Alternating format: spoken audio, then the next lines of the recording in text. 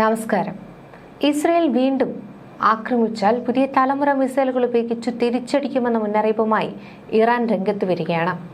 12 ദിവസത്തെ സംഘർഷത്തിൽ ഉപയോഗിച്ചതിനേക്കാൾ മാരകശേഷിയുള്ള പുതുതായി വികസിപ്പിച്ച മിസൈലുകളാണ് ഇനി ഇറാൻ പ്രയോഗിക്കുക. ഇസ്രയേൽ വീണ്ടും സാഹസത്തിന് മുതിർന്നാൽ തീർച്ചയായും ഞങ്ങളത് പ്രതികരിക്കും എന്ന പ്രതിരോധ മന്ത്രി അസീസ് നാസിർ സാദിയുടെ പ്രസ്താവന പശ്ചിമേഷ്യയിലെ സംഘർഷത്തെ വീണ്ടും രൂക്ഷമാക്കുകയാണ്. ഇസ്രയേൽ നടത്തുന്ന ഏതൊരു ആക്രമണത്തിനും തിരിച്ചടിക്കുവാൻ തയ്യാറാണ്. 12 ദിവസത്തെ സംഘർഷത്തിൽ ഉപയോഗിച്ചതിനേക്കാൾ മാരകശേഷിയുള്ള പുതുതായി വികസിപ്പിച്ച മിസൈലുകൾ ഉപയോഗിച്ചായിരിക്കും പ്രതികരണമെന്നും ഇറാൻ പ്രതിരോധ മന്ത്രി പറയുന്നു. 12 ദിവസത്തെ സംഘർഷത്തിൽ ഉപയോഗിച്ച മിസൈലുകൾ കുറച്ചു വർഷങ്ങൾക്ക് മുൻപ് നിർമ്മിച്ചതാണ്. എന്നാൽ അതിനേക്കാൾ മികച്ച ശേഷിയുള്ള മിസൈലുകൾ ഇന്ന് നിർമ്മിച്ചിട്ടുണ്ട്. ഇസ്രയേൽ വീണ്ടും സാഹസത്തിന് മുതിർന്നാൽ തീർച്ചയായും ഞങ്ങളത് പ്രയോഗിക്കും. ഇതാണ് അസീസ് നാസിർ സാദിയുടെ വൻ മുന്നറിയിപ്പ്. ജൂൺ 13-നായിരുന്നു ഇറാന്റെ ആണവ സമ്പുഷ്ടീകരണ കേന്ദ്രങ്ങൾക്ക് നേരെ ഇസ്രയേൽ ആക്രമണം അഴിച്ചുവിട്ടത്. ഇതിന് പിന്നാലെ ഇസ്രയേലിനെതിരെ ഇറാനും ശക്തമായി തിരിച്ചടി നൽകി. തുറമുഖ നഗരമായ ഹൈഫ അടക്കം പ്രധാന കേന്ദ്രങ്ങളിൽ ഇറാൻ ആക്രമണം നടത്തുകയായിരുന്നു. ഇസ്രയേലിലെ ശാസ്ത്ര ഹൃദയവും സാങ്കേതിക ഗവേഷണങ്ങളുടെ ആസ്ഥാനം എന്നറിയപ്പെടുന്ന ബിസ്മാൻ ഇൻസ്റ്റിറ്റ്യൂട്ടിന് നേരെയും ഇറാൻ ശക്തമായ ആക്രമണം നടത്തി. ഇതിനിടെ അമേരിക്കയും ഇറാൻ ഇസ്രയേൽ സംഘർഷത്തിൽ പങ്കാളികളായി. ഇറാന്റെ ആണവ നിലയങ്ങൾക്ക് നേരെ അമേരിക്കൻ ബോംബർ വിമാനങ്ങൾ ആക്രമണം നടത്തുകയും ചെയ്തു.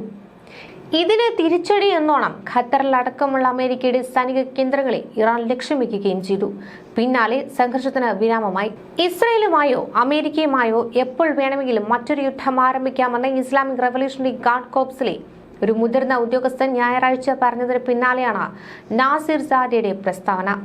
നമ്മൾ ഒരു വെടിനിർത്തലിലല്ല, യുദ്ധത്തിന്റെ ഒരു ഘട്ടത്തിലാണ്. ഇറാന്റെ പരമോന്നത നേതാവ് അലി ഖമേനിയുടെ മുതിർന്ന സൈനിക പ്രതിഷ്ഠാവായ യഹ്യ റഹീം സഫാവി ഇറാനിയൻ മാധ്യമങ്ങളോട് പ്രതികരിച്ചു. മറ്റൊരു യുദ്ധം നടന്നേക്കാം, അതിനുശേഷം ഇനി യുദ്ധങ്ങൾ ഉണ്ടാകണമെന്നില്ല. ഓഗസ്റ്റ് 22-ന് ഇസ്ലാമിക് റിപ്പബ്ലിക് സന്ദർശിക്കുന്ന സഖ്യകക്ഷി സൈനിക ഉദ്യോഗസ്ഥരുമായുള്ള കൂടിക്കാഴ്ചയ്ക്കിടെ ഇറാനിയൻ മാധ്യമങ്ങളോട് സംസാരിക്കുകയായിരുന്നു നാസിർ സാദെ. ജൂൺ 13-ന് ടെഹ്റാനെ ആണവ സൈനിക ശിശുക്കൾക്കെതിരായ അപ്രതീക്ഷിത ഇസ്രയേലി ആക്രമണത്തെ ആരംഭിച്ച 12 ദിവസത്തെ ഇസ്രയേലുമായുള്ള യുദ്ധത്തിന്റെ ഇറാന്റെ വിജയത്തെക്കുറിച്ച് നാസിർ സാദെ വിശദമായി സംസാരിച്ചതായി അർദ്ധ ഔദ്യോഗിക മെഹർ വാർത്താ ഏജൻസി റിപ്പോർട്ട് ചെയ്യുന്നുണ്ട്. ഇറാന് ഇത്രയും വിപുലമായും കൃത്യമായും ഒരു പ്രത്യാക്രമണം നടത്തുവാൻ കഴിയുമെന്ന് ഇസ്രയേൽ പ്രതീക്ഷിച്ചിരുന്നില്ലെന്നാണ് അദ്ദേഹം അവകാശപ്പെട്ടത്. എല്ലാ ബാലിസ്റ്റിക് മിസൈലുകളുടെയും 90% ഉദ്ദേശിച്ച ലക്ഷ്യത്തിലെത്തിയിട്ടുണ്ടെന്ന് അദ്ദേഹം അവകാശപ്പെട്ടു. സൈനിക കമാൻഡർമാർ, ശാസ്ത്രജ്ഞർ, നിരപരാധികളായ സ്ത്രീകൾ, കുട്ടികൾ, സിവിലിയൻ അടിസ്ഥാന സൗകര്യങ്ങൾ, വ്യാവസായിക കേന്ദ്രങ്ങൾ, റെസിഡൻഷ്യൽ ഹോമുകൾ, മെഡിക്കൽ സ്റ്റോറുകൾ, ദുരിതാശ്വാസ സേനകൾ, ജയിലുകൾ, ദേശീയ മാധ്യമങ്ങൾ എന്നിവയെ ലക്ഷ്യമിട്ട ഭീരുവായ സയനിസ്റ്റ് ഭരണകൂടത്തിൽ നിന്ന് വ്യത്യസ്തമായി ഇസ്ലാമിക് റിപ്പബ്ലിക് ഓഫ് ഇറാൻ മനഃപൂർവ്വം അവരുടെ മിസൈൽ ലക്ഷ്യങ്ങൾ തിരഞ്ഞെടുത്തുവെന്നാണ് അദ്ദേഹം പ്രഖ്യാപിച്ചത്. നാസിർ സാദിയുടെ അവകാശവാദങ്ങൾക്ക് വിരുദ്ധമായി ഇറാന്റെ ശക്തമായ ബാലിസ്റ്റിക് മിസൈലുകൾ സൈനിക താവളങ്ങളെയും ഗവേഷണ കേന്ദ്രങ്ങളെയും ലക്ഷ്യം വെച്ചത് മാത്രമല്ല, 240 കെട്ടിടങ്ങളിലായി 2305 വീടുകൾക്കും 2 സർവകലാശാലകൾക്കും ഒരു ആശുപത്രിക്കും കേടുപാടുകൾ വരുത്തി. ഇസ്രയേലിലെ ആരോഗ്യ ഉദ്യോഗസ്ഥരുടെയും ആശുപത്രിയുടെയും കണക്കനുസരിച്ച് ആക്രമണങ്ങളിൽ 31 പേർ കൊല്ലപ്പെടുകയും 3000-ലധികം പേർക്ക് പരിക്കേൽക്കുകയും ചെയ്തു. ഇസ്രയേലിനെതിരെ മാത്രമല്ല, ഇറാനിയൻ ആണവ കേന്ദ്രങ്ങൾ ആക്രമിച്ചതിൽ ഇസ്രയേലിനൊപ്പം ചേർന്ന അമേരിക്കയ്ക്കെതിരെയും ബാലിസ്റ്റിക് മിസൈൽ ആക്രമണങ്ങളെ പ്രതിരോധിക്കാൻ സഹായ വാഗ്ദാനം ചെയ്ത ഏതൊരു രാജ്യത്തിനെതിരെയും ഇറാൻ വിജയം നേടിയിട്ടുണ്ടെന്നാണ് നാസിർ സാദെ പറഞ്ഞത്. മറുവശത്ത് 40 വർഷത്തിലേറെ നീണ്ട ഉപരോധങ്ങൾക്ക് ശേഷം പൂർണ്ണമായും തദ്ദേശീയമായ പ്രതിരോധ വ്യവസായങ്ങളെ കഴിവുകളെ മാത്രം ആശ്രയിച്ചിരുന്ന ഇസ്ലാമിക് റിപ്പബ്ലിക് ഓഫ് ഇറാൻ വിലകൊണ്ടു എന്നാണ് നാസിർ സാദെ വീമ്പിളക്കിയത്. ഇസ്രയേലിനെതിരായ ആക്രമണം നിർത്താൻ ഇറാൻ സമ്മതിച്ചത് അവരെ ഒരു മൂലയിലേക്ക് തള്ളിവിട്ടതുകൊണ്ടല്ല, മറിച്ച് മേഖലയിൽ പ്രതിസന്ധിയും യുദ്ധവും വ്യാപിക്കുന്നത് തടയാൻ ആഗ്രഹിച്ചതുകൊണ്ടെന്നാണ് അദ്ദേഹം അവകാശപ്പെട്ടത്. എങ്കിലും സയനിസ്റ്റ് ഭരണകൂടത്തിലും അവരുടെ പിന്തുണക്കാരായ US-ലും അവരുടെ പ്രതിബദ്ധതകളിലും ഞങ്ങൾക്ക് വിശ്വാസമില്ലെന്നും അദ്ദേഹം മുന്നറിയിപ്പ് നൽകി. മറുവശത്ത് സാഹസികതയും ശത്രുതയും തുടർന്നാൽ ഇത്തവണ ഇറാന്റെ പ്രതികരണം നമ്മുടെ ശത്രുവിന്റെ ബലഹീനതകളെക്കുറിച്ചുള്ള നമ്മുടെ അറിവ് കണക്കിലെടുക്കുമ്പോൾ മാരകവും ആശ്ചര്യകരവും വേദനാജനകവും കണക്കുകൂട്ടലുകൾക്ക് അതീതവുമായിരിക്കുമെന്നാണ് അദ്ദേഹം പറയുന്നത്. ജൂത രാഷ്ട്രത്തെ നശിപ്പിക്കുവാനുള്ള ഇസ്ലാമിക് റിപ്പബ്ലിക്കിന്റെ പ്രഖ്യാപിത പദ്ധതി യാഥാർത്ഥ്യമാക്കുന്നത് തടയുവാൻ ഇറാനിലെ ഉന്നത സൈനിക നേതാക്കൾ, ആണവ ശാസ്ത്രജ്ഞർ, യുറേനിയം സമ്പുഷ്ടീകരണ കേന്ദ്രങ്ങൾ, ബാലിസ്റ്റിക് മിസൈൽ പദ്ധതി എന്നിവയ്ക്കെതിരായ വ്യാപകമായ ആക്രമണം ആവശ്യമാണെന്ന് ഇസ്രയേൽ പറയുന്നു. ആണവായുധങ്ങൾ സ്വന്തമാക്കുവാനുള്ള ശ്രമം ഇറാൻ നിരന്തരം നിഷേധിച്ചിട്ടുണ്ട്. എന്നിരുന്നാലും സമാധാനപരമായ ഉപയോഗത്തിന് അനുയോജ്യമല്ലാത്ത അളവിൽ യുറേനിയം സമ്പുഷ്ടീകരിച്ചു. അന്താരാഷ്ട്ര പരിശോധകരെ അവരുടെ ആണവ കേന്ദ്രങ്ങൾ പരിശോധിക്കുന്നതിൽ നിന്ന് തടഞ്ഞു. ബാലിസ്റ്റിക് മിസൈൽ ശേഷികൾ വികസിപ്പിച്ചു. ഇറാൻ അടുത്തിടെ ആയുധവൽക്കരണ നടപടികൾ സ്വീകരിച്ചതായി ഇസ്രയേൽ പറയുന്നു. ഇസ്രയേലിലെ ആക്രമണത്തിന് മറുപടിയായി ഇറാൻ 500-ലധികം ബാലിസ്റ്റിക് മിസൈലുകളും 1100-ഓളം ഡ്രോണുകളും ഇസ്രയേലിലേക്ക് വിക്ഷേപിച്ചു. ഇസ്രയേൽ യുദ്ധം അവസാനിച്ചിട്ട് 47 ദിവസമേ ആയിട്ടുള്ളൂ. മിഡിൽ ഈസ്റ്റിലെ ദുർബലമായ സമാധാനത്തിന് 1 മാസത്തിലേറെ പഴക്കമേ ഉള്ളൂ. എങ്കിൽ പോലും ഒരു പുതിയ സംഘർഷത്തിനുള്ള സാധ്യത ഇതിനകം തന്നെ ഉയർന്നു വരികയാണ്. ജൂണിൽ ഇറാനും ഇസ്രയേലും തമ്മിൽ 12 ദിവസം നീണ്ടുനിന്ന സംഘർഷത്തിന് ശേഷം സ്ഥിതി വീണ്ടും പിരിമുറുക്കത്തിലാണ്. ഇറാന്റെ ആണവ പദ്ധതിക്കെതിരെ അമേരിക്കയും ഇസ്രയേലും പുതിയ ആക്രമണങ്ങൾ നടത്തുമെന്നാണ് ഭീഷണിപ്പെടുത്തുന്നത്.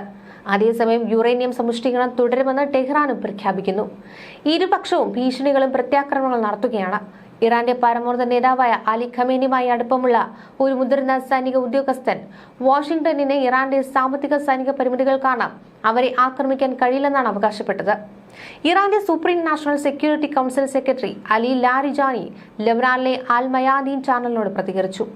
യുദ്ധത്തിലൂടെ ഇറാനെ പരാജയപ്പെടുത്തുവാൻ കഴിയില്ലെന്ന് അമേരിക്കയ്ക്ക് തോന്നുന്നുവെങ്കിൽ, ഒരു യഥാർത്ഥ പരിഹാരത്തിനായി ചർച്ച നടത്തുവാൻ ആഗ്രഹിക്കുന്നുവെങ്കിൽ ഞങ്ങൾ പോസിറ്റീവായി പ്രതികരിക്കും. എന്നാൽ യുദ്ധത്തിന് തയ്യാറെടുക്കുന്നതിനുള്ള ഒരു ഒഴിവുകഴിവുകളാണ് ചർച്ചകളെങ്കിൽ അത് ഞങ്ങൾക്ക് ഉപയോഗശൂന്യമാണ്. അദ്ദേഹത്തിന്റെ പരാമർശങ്ങൾ നയതന്ത്രപരമായ ഒത്തുതീർപ്പിനുള്ള സാധ്യതയും സൂചിപ്പിക്കുന്നുണ്ട്. അതേസമയം അമേരിക്കയുടെ ഉദ്ദേശങ്ങളെ സംശയിക്കുകയും ചെയ്തു. ഓഗസ്റ്റ് അവസാനത്തോടെ ആണവ ചർച്ചകളിലേക്ക് മടങ്ങിവന്ന വ്യക്തമായ ഫലങ്ങൾ നൽകിയില്ലെങ്കിൽ ഐക്യരാഷ്ട്രസഭയുടെ ഉപരോധങ്ങൾ പുനഃസ്ഥാപിക്കാമെന്ന് ഫ്രാൻസ്, യുണൈറ്റഡ് കിങ്ഡം, ജർമ്മനി എന്നീ രാജ്യങ്ങൾ ഇറാന് മുന്നറിയിപ്പ് നൽകിയിട്ടുണ്ട്. ജൂണിൽ ഇസ്രായേൽ ആക്രമണങ്ങൾക്കും സംഘർഷത്തിന്റെ 9-ാം ദിവസം ഇറാനിലെ 3 ആണവ സ്ഥാപനങ്ങളിൽ അമേരിക്ക ബോംബാക്രമണം നടത്തിയതിനു ശേഷം ഇറാന്റെ ആണവ പരിപാടി അവസാനിപ്പിച്ചുവെന്ന് ട്രംപ് ഭരണകൂടം പ്രഖ്യാപിച്ചു. എങ്കിലും തങ്ങളുടെ പരിപാടി സിവിലിയൻ പരിപാടിയാണെന്നും ആയുധ വികസനത്തിന് ഉദ്ദേശിച്ചിട്ടുള്ളതല്ലെന്നും ടെഹ്റാനും തുടർന്ന് വിശദീകരിച്ചു. പ്രായോഗികമായി ആണവ ചർച്ചകൾ സ്തംഭിക്കുകയും പിരിമുറുക്കങ്ങൾ വർദ്ധിക്കുകയും ചെയ്തതോടെ ഇരുപക്ഷവും പുതിയ ഏറ്റുമുട്ടലിന് തയ്യാറാവുകയാണ്. ഇറാൻ സൈനിക സന്നദ്ധ ശക്തിപ്പെടുത്തുകയാണ്. അതേസമയം ഇസ്രയേലും അമേരിക്കയും സൈനിക നടപടികൾക്ക് ആവർത്തിച്ചു ഭീഷണി മുഴക്കുന്നുണ്ട്. ഓഗസ്റ്റ് 18 തിങ്കളാഴ്ച ടെഹ്റാനിൽ നടന്ന പത്രസമ്മേളനത്തിൽ വിദേശകാര്യ മന്ത്രാലയ വക്താവ് ഇസ്മായിൽ ബഗായി നിയന്ത്രണാതീതമായ ഇസ്രയേലി വികസനവാദം മിഡിൽ ഈസ്റ്റിനെ അനന്തമായ യുദ്ധങ്ങളിലേക്ക് തള്ളിവിടുമെന്നാണ് മുന്നറിയിപ്പ് നൽകിയത്. അധിനിവേശ പലസ്തീൻ പ്രദേശങ്ങളെയും അയൽ അറബ് രാജ്യങ്ങളിലെ ചില ഭാഗങ്ങളെയും ഉൾക്കൊള്ളുന്ന ഗ്രേറ്റർ ഇസ്രായേൽ എന്ന ദർശനത്തെ പ്രോത്സാഹിപ്പിക്കുന്ന ഇസ്രായേൽ പ്രധാനമന്ത്രി ബെഞ്ചമിൻ നെതന്യാഹുവിന്റെ സമീപകാല പ്രസ്താവനകളെയും അദ്ദേഹം വിമർശിച്ചു. ഇസ്രയേലിന്റെ ആധിപത്യപരവും വിപുലീകരപരമായ അജണ്ടയാണ് ഈ ദർശനം തുറന്നുകാട്ടുന്നതെന്നാണ് ബഗായി പറഞ്ഞത്. ജൂണിൽ ഇറാനിയൻ ആണവ കേന്ദ്രങ്ങൾക്കെതിരായ ഇസ്രയേലിന്റെയും അമേരിക്കയുടെയും ആക്രമണങ്ങളെ തുടർന്ന് സഹകരണത്തിലുള്ള പുതിയ മാർഗനിർദ്ദേശങ്ങൾ സ്ഥാപിക്കുക എന്നതായിരുന്നു അന്താരാഷ്ട്ര ആണവോർജ്ജ ഏജൻസിയുടെ ഡെപ്യൂട്ടി ഡയറക്ടർ ജനറലിന്റെ ഇറാനിലേക്കുള്ള സമീപകാല സന്ദർശനത്തിന്റെ ഉദ്ദേശമെന്ന് അദ്ദേഹം ചൂണ്ടിക്കാട്ടി. വരും ദിവസങ്ങളിൽ ഇറാനും UN ആണവ നിരീക്ഷണ സംഘവും തമ്മിലുള്ള കൂടുതൽ ചർച്ചകൾ പ്രതീക്ഷിക്കും. ഇറാനിയൻ സായുധസേനയുടെ ജനറൽ സ്റ്റാഫ് സാധാരണ സൈന്യത്തെയും വിപ്ലവ ഗാർഡുകളെയും നിയന്ത്രിക്കുന്നത് അമേരിക്കയ്ക്കും ഇസ്രയേലിനും കർശനമായ മുന്നറിയിപ്പ് നൽകി.